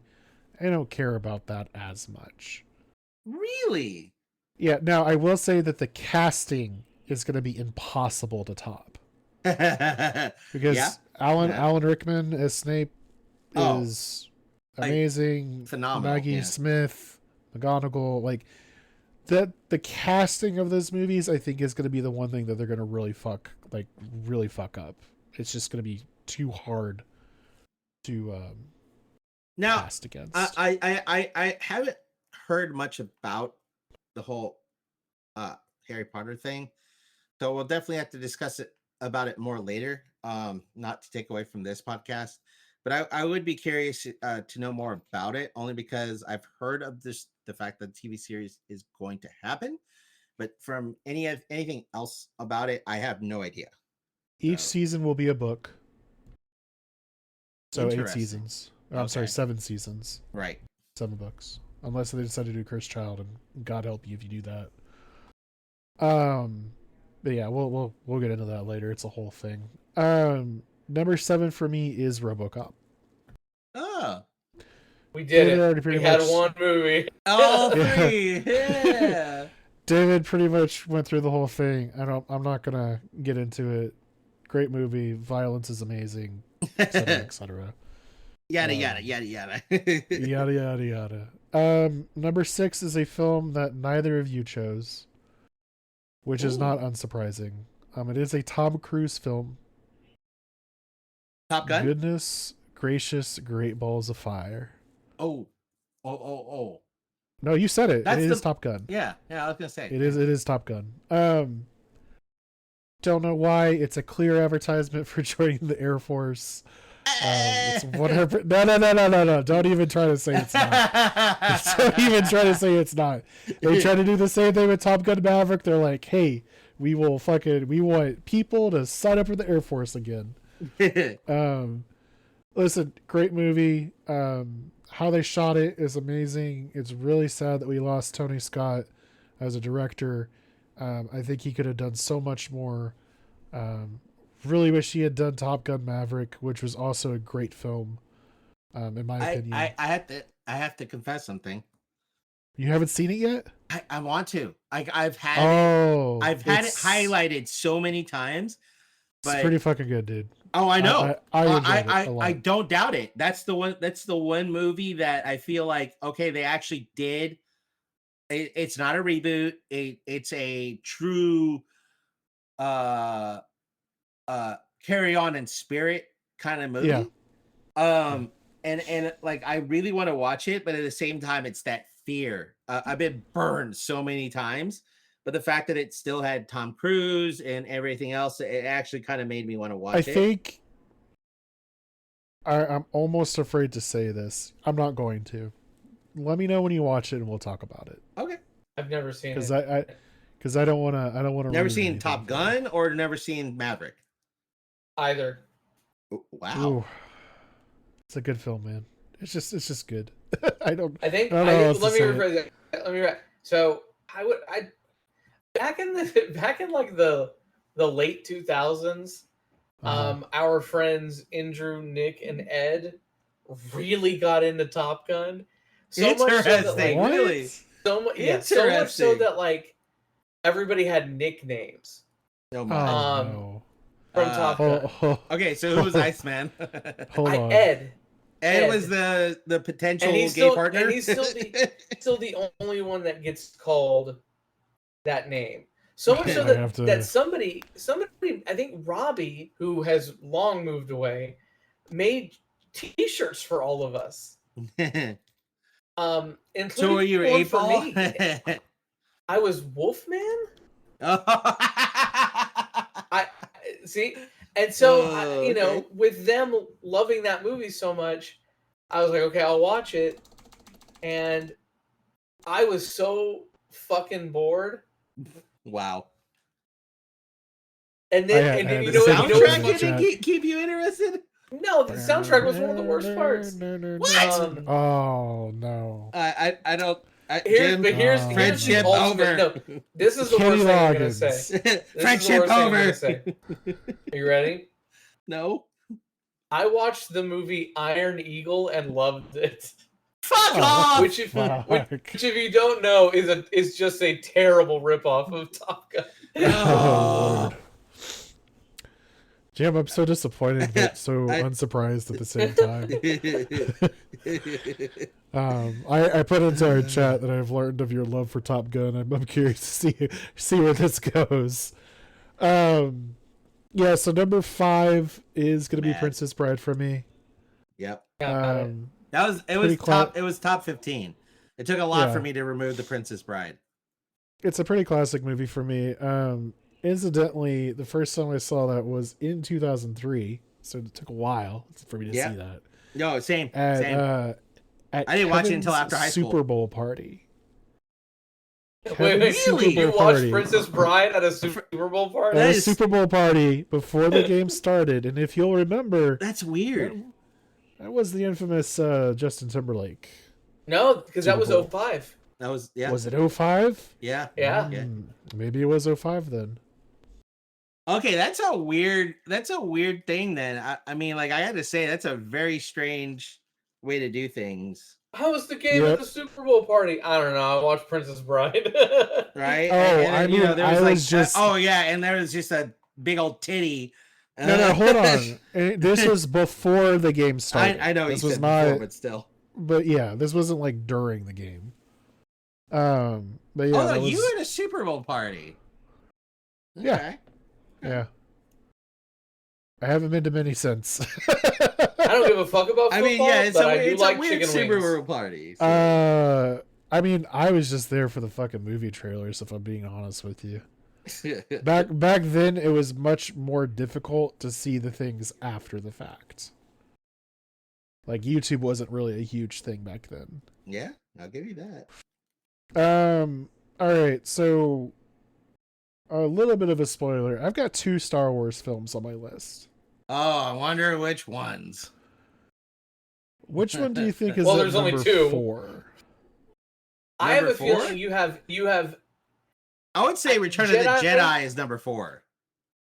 but it won't be. Incorrect. It will be the opposite. Yeah. So you actually think Empire Strikes Back is so worse? Empire no, not necessarily worse. He's gonna use worse. It's not worse. It's sorry, not, that's not it's the not worst. that it's worse, and it's not that it's a bad film. From a technical perspective, I do think it is a better film. But for me personally, it's a little too dark for a Star Wars film. For me personally. You know what? And I get it. That's why it's so good. No. I understand. No, I get it. It's I the actually, middle arc. I low-key have to agree with you. I actually, yeah.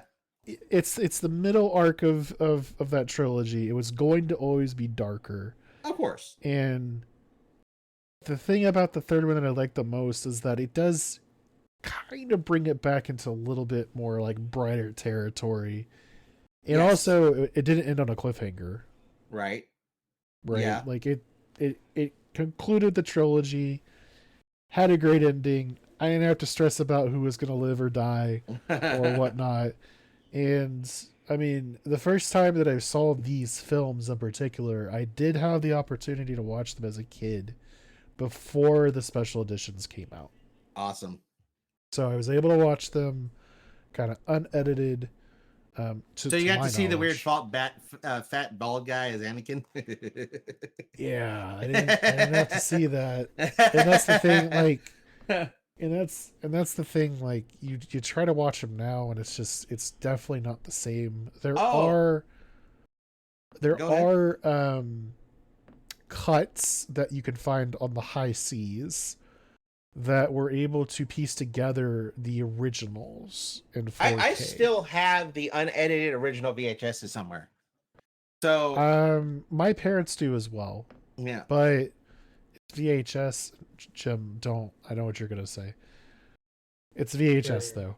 Right. And I hate to say it, but on a 4K display, not that great. probably looks terrible. Yeah, great. there's no redeeming. VHS. I think Laserdisc also had the original version. So they were able to piece together a bit of that 4K cut from a laser cut, but what the actual cool thing about it is there's very few 35mm prints that still survive, like clean 35mm prints. They are able to take a 35mm print, upscale that to 4K, or downscale if you really think about it, because 35mm is so high res.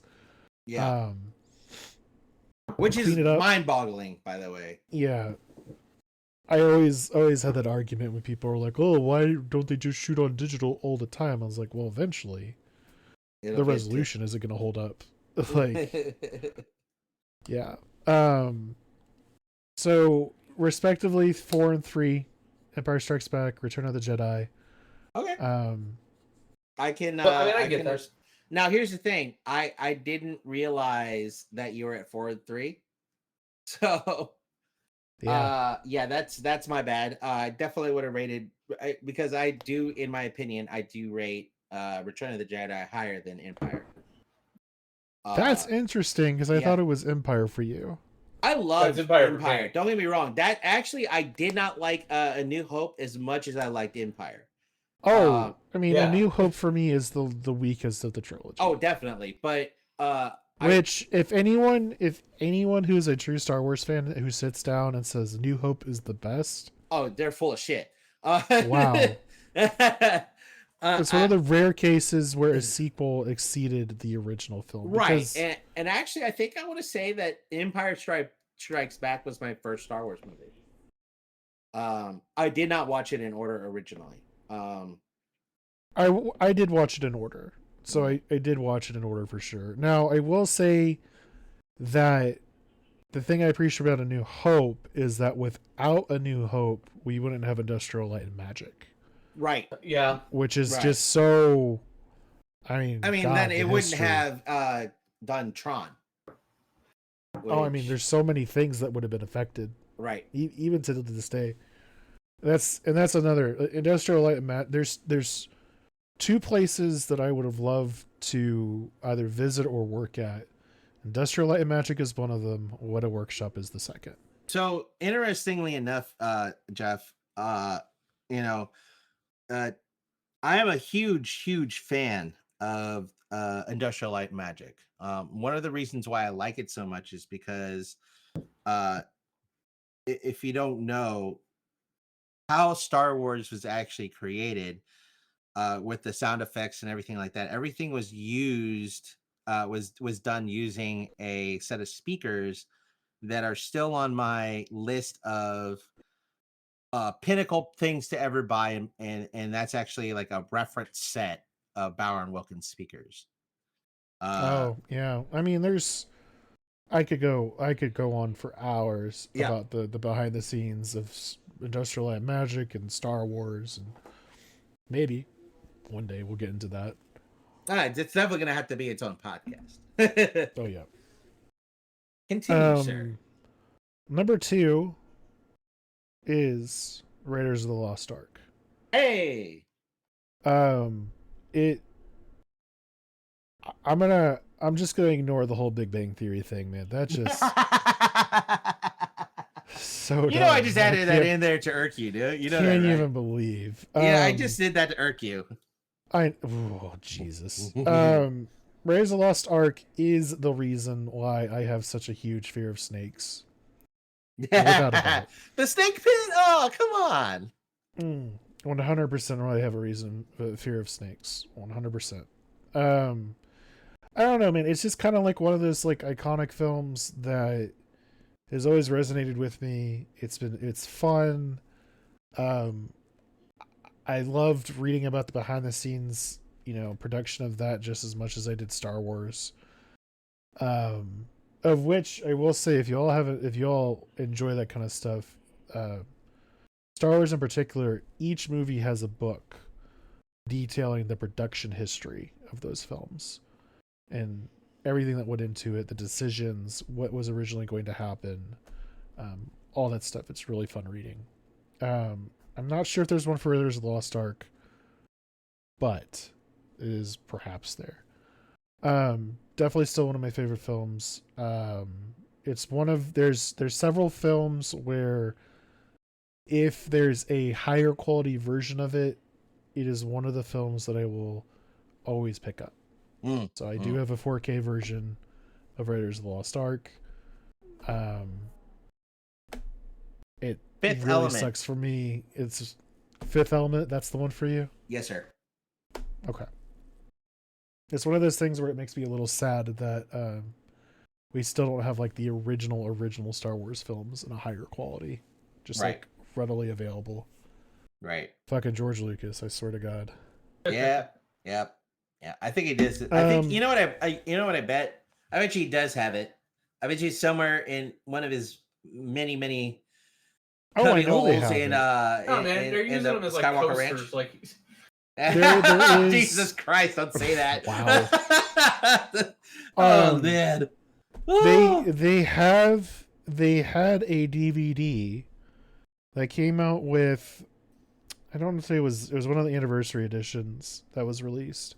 Mm-hmm. They have a DVD that has the original version of the movie on there Oh wow. as like a separate disc. Yeah. And just unfortunately, it never made it past. It never got to Blu-ray. It never got to 4K, obviously. And I'm still waiting for the day Disney finally realizes, oh shit, we could probably really make some good money off of this, and release it. But Yeah. I mean, Disney is just full of terrible ideas these days, anyways. Correct. Agreed. I say these days like it hasn't been happening for the past like 15 plus years. Number one for me, and this will not come to a shock to any of y'all, is Back to the Future. Ooh. Yeah. First time I ever got this movie was actually from a McDonald's. Really? Yeah, Same. Same. Okay. Yeah. Okay. Yep, my mom worked there, so yeah. It was that and Charlie and the Chocolate Factory were the two movies that we got. I want to say, McDonald's. actually, I think that was the first time I ever seen the movie too. Yeah, I can't remember what the promotion was. I'm sure I could find it, but Back to the Future, we got it from there. Watched it, was instantly hooked ever since I was a kid. Yeah, one of the first it was movies because I of two. remember. It was because of two. They sent out like VHSs. I think. Oh, is that the case? Yeah, if I remember correctly. Yeah, because it was like. Also, Yeah, because it was like because that's how I got Fievel Goes West. That's how I remember that movie. so McDonald's used to do like VHSs all the time. Yeah. Especially like when Mac and Me came out, like, and it's just a big McDonald's commercial. But Wayne's World, I got, and it was a McDonald's version. Back to the Future, but then also, do you remember the Back to the Future cartoon? Yeah. No. So McDonald's had a thing going on at one point where they were doing the toys for the cartoon, and you could get 1, 2, and 3 on VHS. Huh. Interesting. Yeah. So Back to the Future is still one of like my I consider to be a perfect film.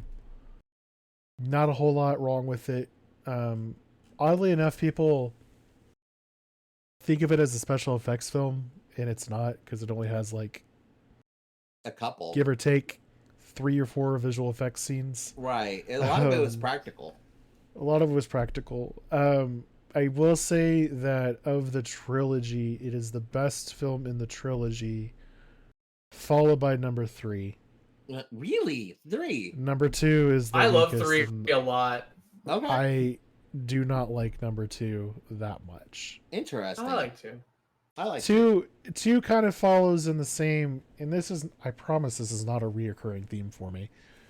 2 kind of follows the same thing like Empire Strikes Back did for me. It's a little bit darker.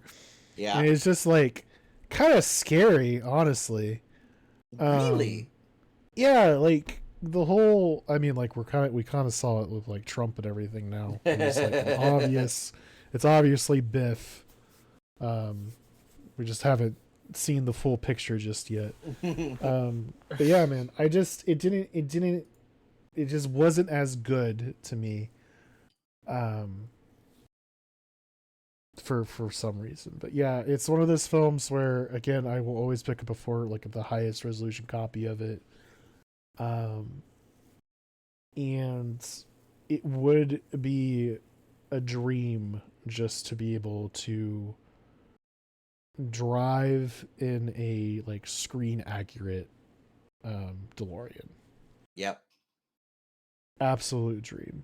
You never know what'll happen. I mean, and I think I may have told you this guys before. My wife, before we got married, she was looking at getting a DeLorean for the getaway car for our wedding. Two problems. They're expensive. No, the cost was not the problem in this case.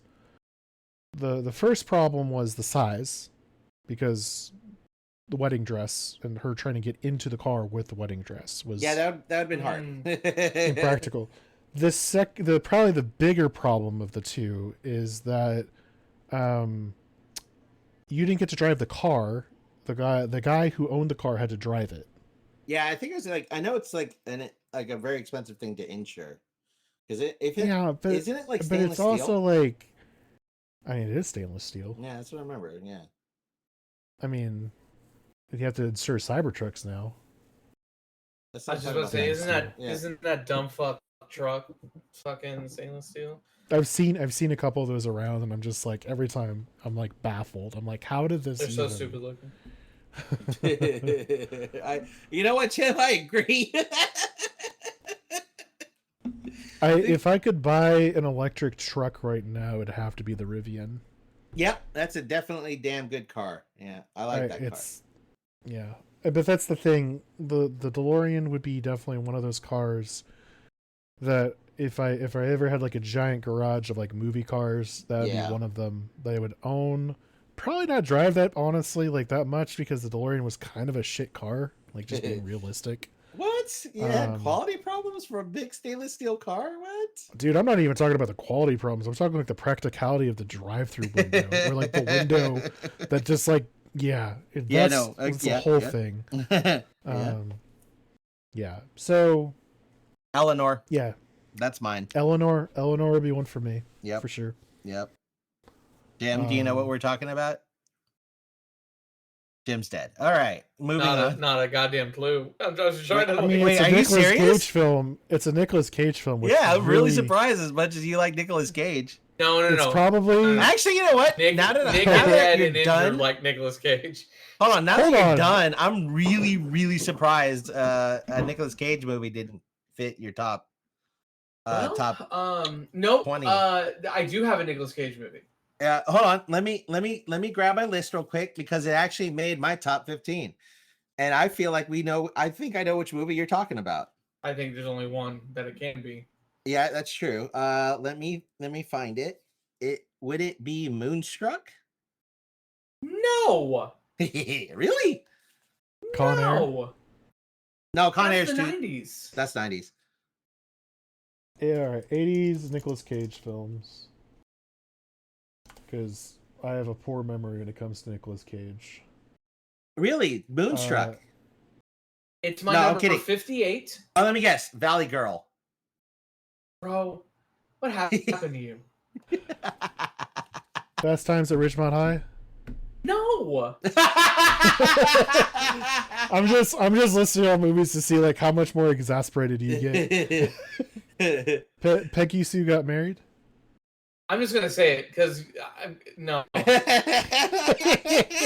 It's raised in Arizona. All right, I figured that's what it actually was. Yeah, that makes sense. But, great. Actually, you know what? I kind of like Moonstruck better.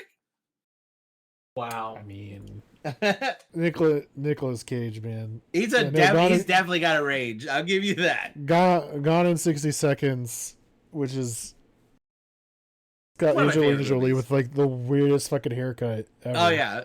Well, I mean, let's be serious. It fit him to a T for that character.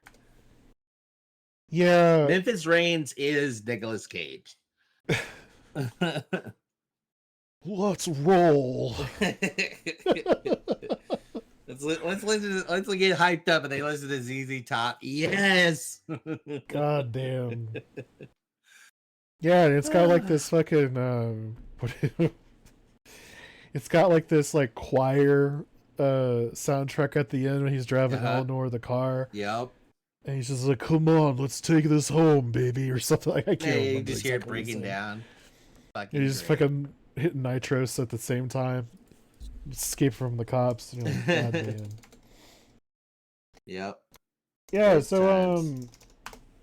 well, I'm really proud of us. We definitely hit the sweet spot for the length of this podcast that I was trying to hit. Yeah. Nice. So and under time.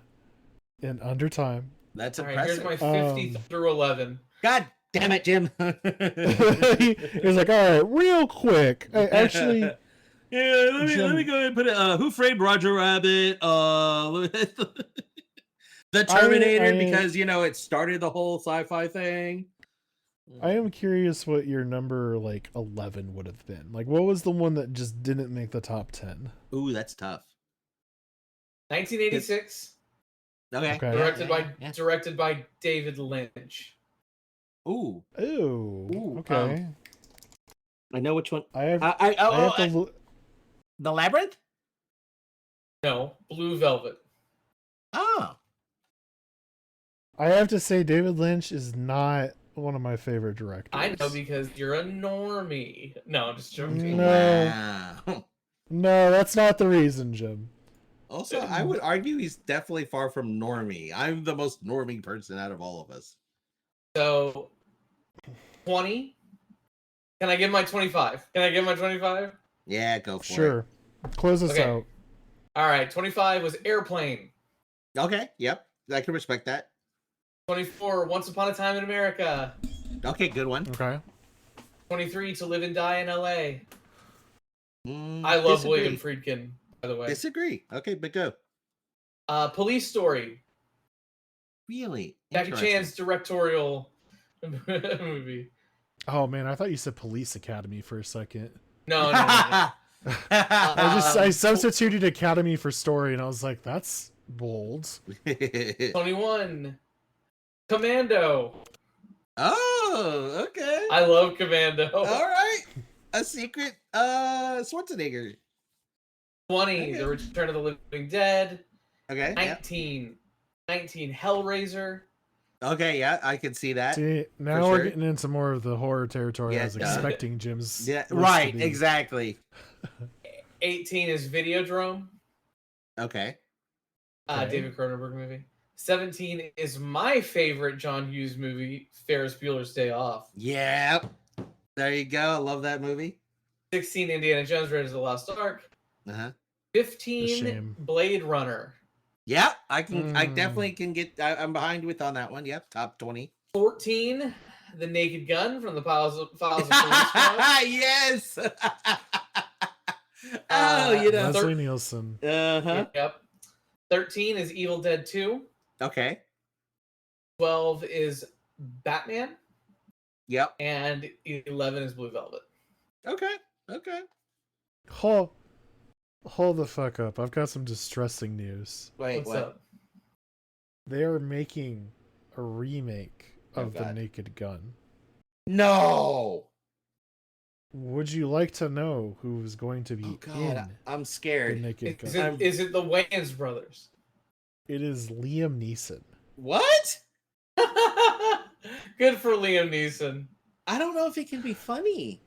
So wait, it's Liam Neeson and Leslie Nielsen? That is funny just on its own. I think that's the whole reason they probably were like, Liam Neeson, got a movie for you. He's like, yes, go on. We're going to make you be Leslie Nielsen's successor in The Naked Gun. It's like, okay. Here, real quick, some other highlights. Number 50, War Games. Yes. Thank you. 49, They Live. I promise I'm not just going down for 50. 48, Pee-wee's Big Adventure. Yeah, okay. 45, Predator. Okay, yep, all right. 43, The Untouchables. Okay. It's 42, been a minute since I've seen that. 42, The Little Mermaid. Yeah. Okay. 40, Big Trouble in Little China. Okay, good movie. 39, The Terminator. Yeah. 36, a movie I just watched and learned about, but it was so good. The Secret of Nim. Okay, yep, that's a good one. So good. 35 is probably the saddest movie. One of the saddest movies I've ever seen. Do the Right Thing. Okay, Spike Lee movie. 33, Conan the Barbarian. Yeah. 31, Blues Brothers. Good one. Another 28, school movie. 28, My Neighbor Totoro. Okay, yeah, and that 20, was and Ghibli 26, movie. 26, Aliens. Okay. Yeah, good. So I'm surprised no one mentioned. Here's a couple that I'm really surprised no one mentioned. Which for me is Die Hard. I was just about to say that.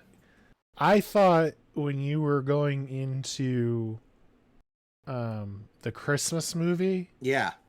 I thought you were going to Oh. say Die Hard. You know what? I had thought about it just to fuck with people. No, the reason why Die Hard is actually on my original top 15 list. It was number 6, and actually, funny enough, Raiders was actually higher too. The reason why I didn't do Die Hard is mainly because, for one, while I love the movie and I watch it every Christmas, there's only one movie that I just, it has to start Christmas for me, and that's Christmas Vacation. That was the only reason why I knocked Die Hard off the list. And like I said, with movies like where's my list here? I lost my list. No, my new written list. I had other action movies on there, and I felt that was obviously RoboCop is my definitive action movie, and I it just completely took out Die Hard from contention for me. The Goonies is one of my surprise ones. Like, no one mentioned really. Like, I think you just did. You said, Jimmy, you never seen it. I've seen part of it. It's just one of those things that don't really. Unfortunately, there's a lot of movies that I've seen like partially from the 80s, just because of like the availability of movies that we had back then, right? When I was a kid. So like, if my parents don't want to get it, like we were not a Blockbuster family, for example. Right. We didn't have it was either the library or public TV. Okay, I get it. No, and I understand.